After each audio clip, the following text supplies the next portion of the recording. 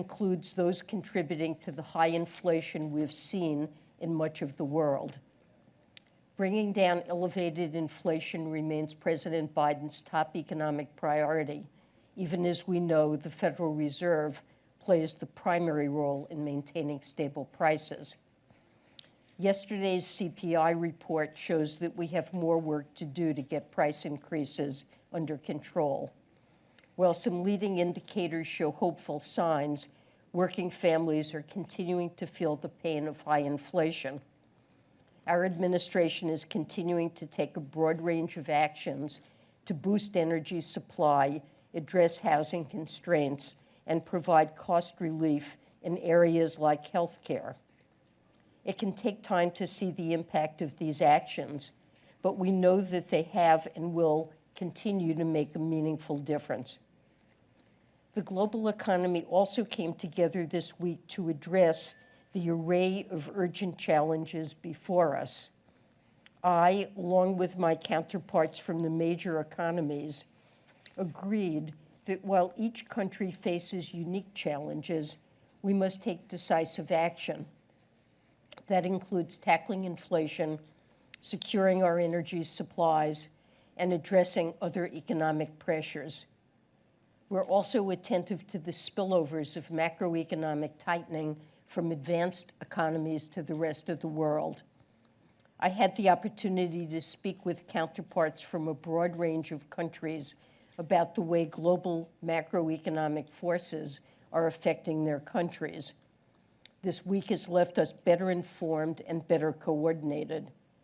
We're determined about the jobs we have to do at home, and we're united around our collective effort to tackle our shared challenges. Second, the United States and our partners continue to mount an unprecedented and coordinated response to Russia's illegal and immoral war. Today at Treasury, we met with counterparts on efforts to degrade Russia's military-industrial complex. The world's swift and multilateral response against Russia's aggression has worked. Russia has been forced to turn to suppliers of last resort, like Iran and North Korea, for low-quality military equipment. We've also deeply weakened Russia's finances. Foreign investors have left in droves, and projections indicate contractions in their economy for at least this year and the next. I also had an opportunity to meet with Ukrainian Finance Minister Sergei Marchenko. I reiterated our admiration for the bravery and our support of the Ukrainian people as they defend their homeland. The United States is providing another $4.5 billion in grants for Ukraine, bringing our total direct economic assistance to $13 billion. This assistance will support critical government operations and bolster Ukraine's resistance to Putin's war of aggression. The United States is committed to working with Ukraine, our partners, and the international financial institutions as Ukraine defends itself and rebuilds in the coming months and years. Third, energy costs and supply have been key topics during my bilateral engagements, especially with leaders from Europe. Putin's decision to wage war in Ukraine has sharply elevated energy prices. That's hurt consumers around the globe. In response, the United States and its partners recently committed to finalize and implement a cap on the price of Russian oil. It's an innovative policy that aims to cut Putin's revenue while keeping Russian oil flowing onto global markets at low prices. This policy has particular benefits for developing countries. A price cap will help stabilize global energy prices. It will also provide developing countries with greater leverage to negotiate better prices for Russian oil. We've also made progress in our longer-term efforts to tackle the climate crisis. We've been reminded of the toll of extreme weather events by the recent devastation of Hurricanes Fiona and Ian here at home, along with the floods in Pakistan and other disasters abroad. We must accelerate our development of a clean energy economy. Here in the United States, our government has just enacted the Inflation Reduction Act. It's our nation's most aggressive domestic action on climate, and it puts us on a strong path to meet our emissions reductions goals. We're also helping accelerate the clean energy transition in developing countries. We're raising the climate ambitions of the multilateral development banks and boosting U.S. international public climate finance. Lastly, we must support vulnerable countries as they navigate the immediate economic challenges. It's crucial that we tackle the food security crisis. All major official bilateral creditors, including China, should also deliver on our G20 commitments to provide debt relief to low-income countries. We must advance our broader development agenda. I reinforced these priorities at my dinner with the African finance ministers, in G20 engagements, and my meetings with leaders from developing and emerging markets. We've also made significant progress this week to better position the multilateral development banks to tackle our growing global challenges while maintaining their existing development priorities, and we look forward to discussing more details on this project in the coming weeks. I won't cover all the topics discussed this week in the interest of time, so let me stop now and take your questions. Thank you, Secretary Yellen. There's been a lot of conversation here at these meetings about the focus and emphasis on the war in Ukraine. Some African countries have expressed frustration that this may be happening to the exclusion or to the diminished help for their own worries and sorrows.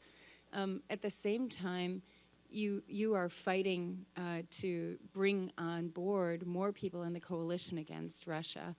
And that's had limited success, we've seen with the OPEC production cut. So I guess I want to ask you how you assess that and what tools you have left now to put pressure on Russia, but also to sort of keep an eye on the global balance.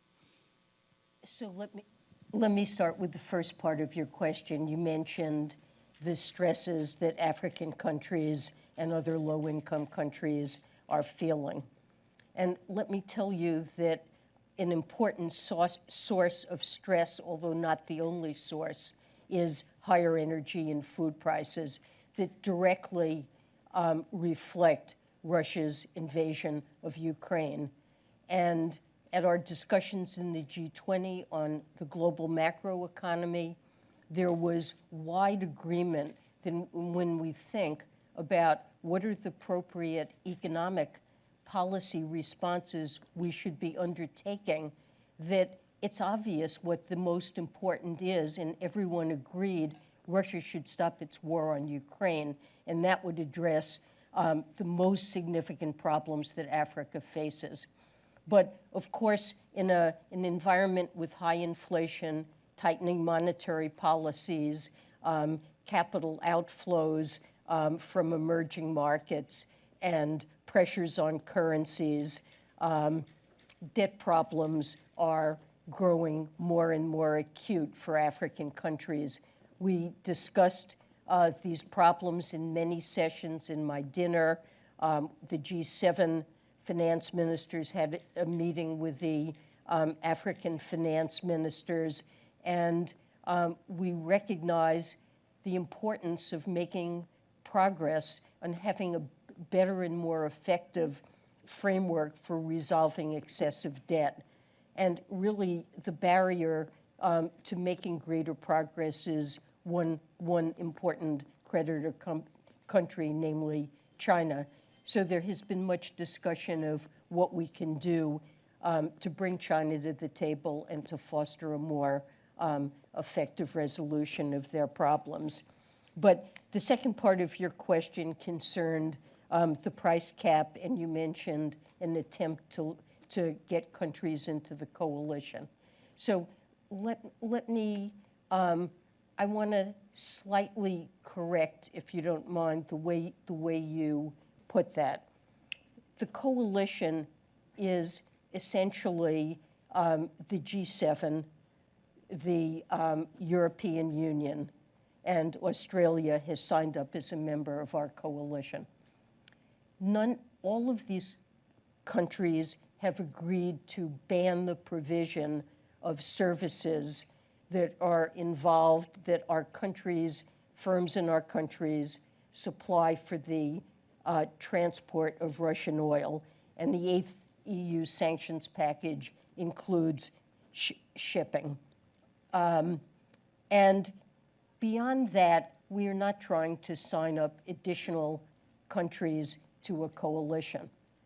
None of the coalition countries are buying Russian oil or will buy Russian oil. And none of the countries outside the coalition are really important suppliers of any of those financial services. So we, the members of the coalition, we will implement the price cap once it's adopted and make sure that the suppliers of insurance, trade finance, and other financial services that may be provided throughout the world can only be provided if the purchase of oil by whatever country occurs at a price below the price cap. And what we really need in the rest of the world is simply for potential purchasers, firms in those countries, in some cases governments, but usually it's firms in countries throughout the world, to simply understand how the price cap is going to work. That when they negotiate purchase contracts with Russia, that they're subject to the cap. They can have access to the premium services provided by Western insurance firms and banks, as long as they purchase at a price below the cap. We need them to understand that that's the condition they face for access to those services, and that we will be making sure that Western firms abide by that. But we honestly are not asking other governments to do anything. And of course, companies and governments can buy without being subject to the cap if they can find ships, insurance, trade finance, and so forth that's provided by non-coalition members. That's fine. But the very existence of this price cap really raises the leverage that countries, even that are not using Western services, have when they negotiate with Russia. For us, success is going to be not how many countries raise their hand to say, we endorse what you're doing, we're part of the coalition. We're not looking for that. What we want to see is that Russian oil continues to flow into the market and that countries are using the leverage provided by the existence of this cap to bargain lower prices. That's what's going to effectively reduce Russia's revenue. So we want to reduce Russia's revenue and keep that oil flowing.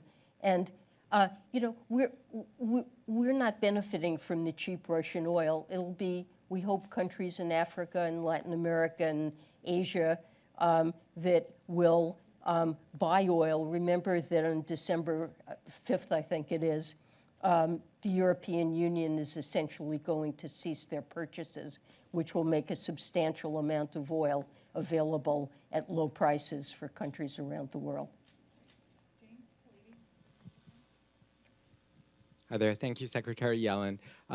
Could you tell us what your reaction is to the latest financial and economic turmoil in the UK, including the resignation of Chancellor Kwarteng, who was just here yesterday, and the new fiscal plans announced by Prime Minister Liz Truss today? Commissioner Gentiloni said this morning that there were lessons to be learned in terms of fiscal prudence in this environment. Do you share that belief? Well, let me just say that I had the opportunity to meet with former Chancellor Kwarteng this week and appreciate his service to his country. I don't want to comment on British politics or economic policies. We have a deep and longstanding, important relationship with the UK. We cooperate across a range of issues, and including support for Ukraine and global challenges. I would say more generally a theme that many participants expressed in our discussions during these meetings is that fiscal policy generally in countries where there's high inflation, many, especially advanced countries, are trying to tame high inflation, and that it's important for fiscal policy to play not the prime role, but a supportive role. Thanks, Secretary Yellen. Neil Irwin from Axios. I wondered, you said a moment ago that this week has left you better informed and better coordinated on the global economic picture. Can you elaborate on the tone of the concerns you were hearing from your counterparts about dollar strengthening, and how great a risk do you see of a global recession or a U.S. recession? Well, I certainly have looked at the most recent forecasts in the World Economic Outlook, the IMF report, and their prognosis for their forecast for the global economy has weakened. Europe faces particularly serious strains because of what's happening to energy prices there, particularly natural gas prices. And many emerging market countries, as I said, face a host of, have very little fiscal space and face a host of significant problems, including higher energy and food prices that are driving, another 75 million people this year into at risk of, starvation. So we certainly discussed those challenges, and I see the appreciation of the dollar relative to many other currencies as largely reflecting differences in shocks that we face and differences in our positions in terms of what we're doing, what our economic policies are, and what we're focused on. So, my position would be that market-determined exchange rates are the best regime for the dollar. That's what we're supportive of. And I think that exchange rate movements, by and large, have been a response to economic shocks and other fundamentals. Nevertheless, there are spillovers from tightening monetary policy in advanced countries dealing with inflation to developing economies. High interest rates in weaker currencies tend to exacerbate debt problems, and that's one of the reasons we're so focused on providing relief. We've discussed food insecurity and what we can do, and the United States has provided $10 billion to a set of agencies to try to address food insecurity in low-income countries. But there are spillovers, and as a global community, we want to provide the support that's necessary for countries to address it. Hi, Secretary Yellen. I wanted to ask on oil and the price cap again. Sounds like discussions are now focused on the price, what the price of the cap will be. You said earlier this week that something in the 60s could be something that a level that would allow Russia to, maintain an incentive to produce. I'm curious, just is that the high 60s, low 60s, just where you are on the price? So I want to be very clear about what I said and what's happening with this. The coalition of countries that are imposing these services bans will jointly decide on what the appropriate price is. It's also a price that can be adjusted over time once a decision is made about the level, and no decisions have been made. I did not say that under consideration is a price in the 60s. Simply said there are several what I meant to say is that there are several benchmarks that are relevant in deciding what a price should be. One question is, what is the marginal cost for Russia of producing oil? And so there will certainly, to charge a price less than that would certainly cause Russia to want to shut in oil. They don't want to sell oil at a loss. So that's one benchmark for discussion. Another benchmark is, let's look at history and see what prices has Russia earned in the past and found acceptable and profitable to produce and sell oil. One thing we want to be clear about is that Russia should not profit from having started this atrocious war in Ukraine and shouldn't be benefiting from profits that result from those atrocities. So we're looking historically at what have oil prices been that Russia has earned, and it was in that context that I mentioned a specific number, or range, but no decision has been made, and I did not say that that's what the price is that's under contemplation. No decision's been made. Thank you, Secretary Yellen. You mentioned meeting with the African finance ministers. It's our understanding that a lot of them have been asking about an additional allocation of special drawing rights.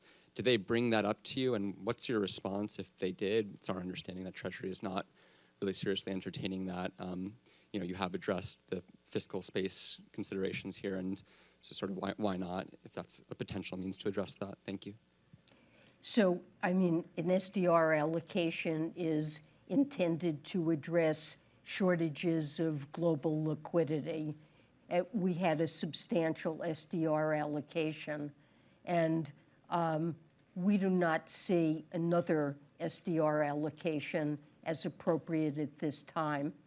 It was decided by the G20 that it would be appropriate for countries that received SDR allocations and didn't really need the liquidity to consider lending some of those SDRs or other resources back to the IMF for use in lending in structured ways to countries with need. One fund is the Poverty Reduction and Growth Fund that can provide assistance to low-income countries.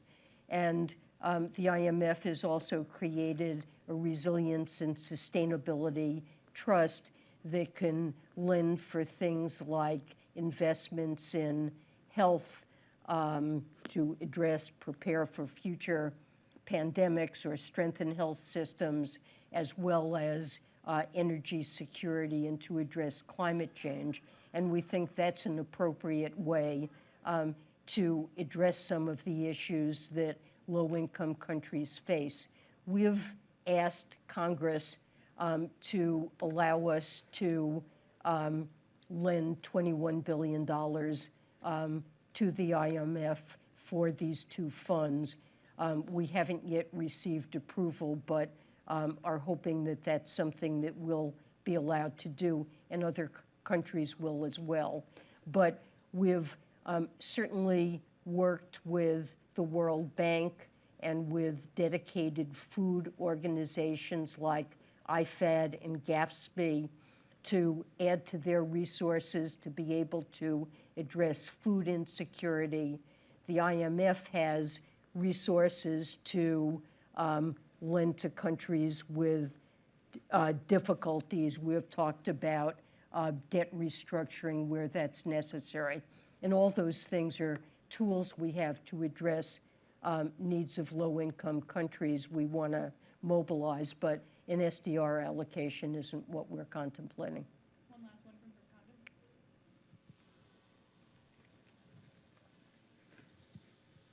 Condon. Good afternoon, Secretary Yellen.